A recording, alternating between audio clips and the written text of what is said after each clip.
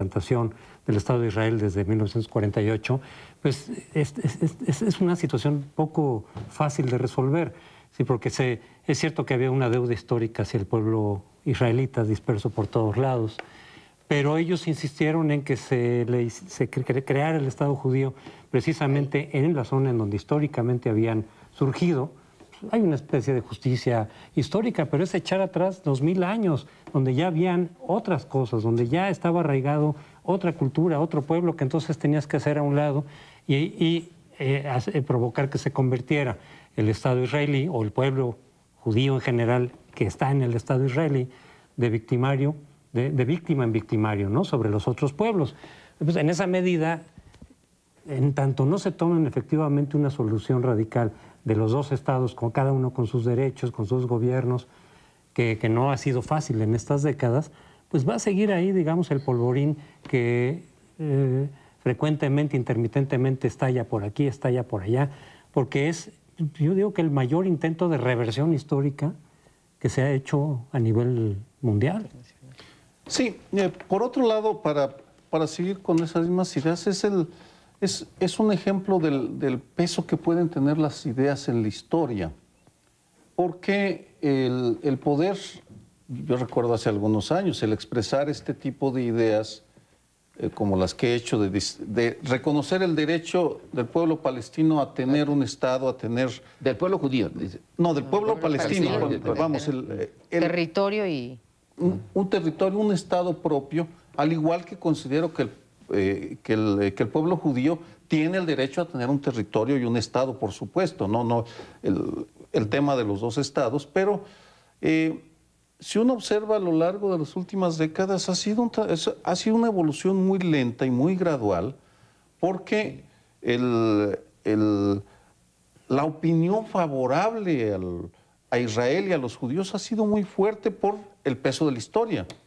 Porque sí, un buen número de sociedades han sentido pues responsables por lo que hicieron. No hablo de México, en donde recibimos a refugiados judíos durante el Holocausto, y en ese sentido tenemos un historial muy limpio y estamos muy lejos, no nos involucramos, por tanto no es el debate tan intenso como lo ha sido en otras sociedades, pero recuerdo cuando Hannah Arendt publicó su libro sobre Eichmann en Jerusalén, que habló de que en el Holocausto también habían participado judíos, es decir, que habían ayudado al exterminio de poblaciones, despertó una reacción muy virulenta. Pues ese ciclo ya terminó. Y ahora lo que me ha llamado mucho la atención de este debate es la exigencia que la comunidad internacional le está haciendo al gobierno de Israel y al de Estados Unidos y a la comunidad internacional de que no puede haber fueros simplemente porque se fue víctima.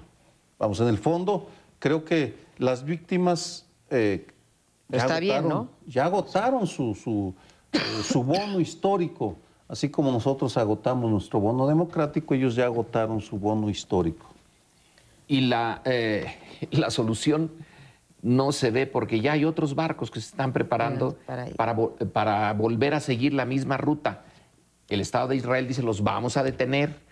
Entonces, ¿a qué se le apuesta esto? A que se gasten, a que ya no salgan después de 20 barcos o 30 barcos, pero entonces buscarán otra manera.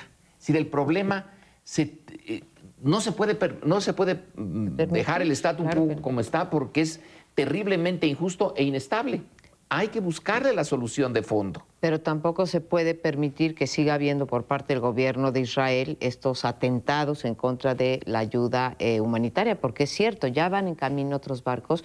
¿Qué va a hacer la comunidad internacional si el gobierno de Israel, como ha anunciado o como suponemos que hará, va a actuar en consecuencia? Yo creo que toca un tema fundamental, Sergio, cuando dice, o sea, el hecho de haber sido perseguido no puede darte un fuero, o en términos de José Antonio, no te puedes transformar de víctima en victimario, de perseguido en perseguidor. Pues por lo menos no impunemente, ¿no? Claro.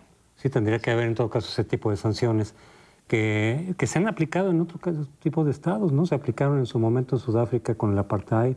Y aquí, pues, ante ese tipo de atropellos del Estado israelí, frente a ayuda humanitaria, que al principio habían dicho que habían armas y que podían ser elementos de terrorismo. Bueno, al final de cuentas no era eso, era ayuda humanitaria que, pues, en la medida en que sigan insistiendo por esa vía, pues la comunidad internacional tiene que reaccionar y decir, oye, espérame, ya cometiste un abuso en este caso, ya no puedes hacerlo sistemáticamente porque no se trata de terroristas o de milicias ni nada por el estilo. Sí, y en el fondo ya estamos terminando, pero está uno de los grandes debates del siglo XX y XXI, que son los límites de la soberanía. ¿Hasta dónde puede un Estado aislarse de sus compromisos internacionales o de las ideas que han ido transformando a la humanidad? Una brevísima comparación. Hubo una época en la que la tortura era legítima, ilegal, y se aceptaba que el derecho a torturar, y lo hacía todo el mundo. En la actualidad eso es inaceptable y es uno de los criterios que sigue la comunidad internacional para que respetar la legitimidad de sus Estados miembros. Pero bueno, ese es uno de los grandes temas que ya no podremos discutir porque se nos acabó el tiempo. Gracias por acompañarnos una noche más.